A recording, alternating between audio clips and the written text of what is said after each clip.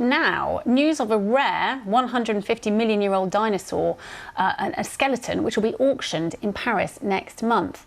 Now, it's a Camptosaurus, I'm sure you knew that, and it was discovered in the 1990s in Wyoming in the United States and was named, wait for it, Barry.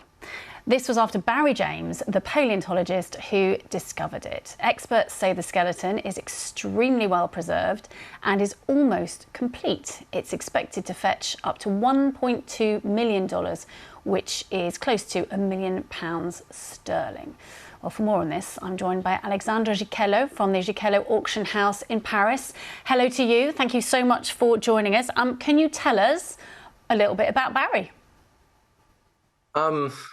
You told us Barry is an extraordinary specimen, extremely well preserved, and we have a dinosaur is very rare on the auction market, as you know, maybe 1 or 2 pieces per year, and this one is more than 80%, and the skull is more than 90%. So it's very, very outstanding, absolutely outstanding.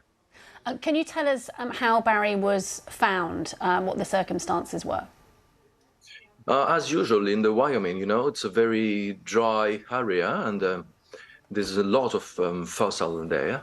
So he's been found, but then there's a very, very important work of restoration. The restoration of the fossil is a very important work.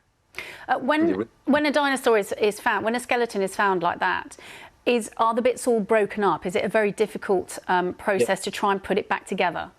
Yes, because we're talking about some fossil that have 150 million years ago. So it's like debris and everything, and you have to recreate the dinosaur, and this is a very, very long and fastidious work. You're saying it's obviously rare for dinosaur skeletons, certainly of this quality, to come up. I'm just looking at my briefing notes that I've been given. Big Sarah was sold in 2020 for over $3 million. Big John in 2021 for over $6 million. Can I ask, who buys a huge skeleton of a dinosaur? Do these end up in museums? Are they in private collections? Who's likely to buy Barry? First of all, every buyer I've seen Jurassic Park, that's for sure. And then they are mostly young, rich, obviously. So we are never very far from the new technologies and so on.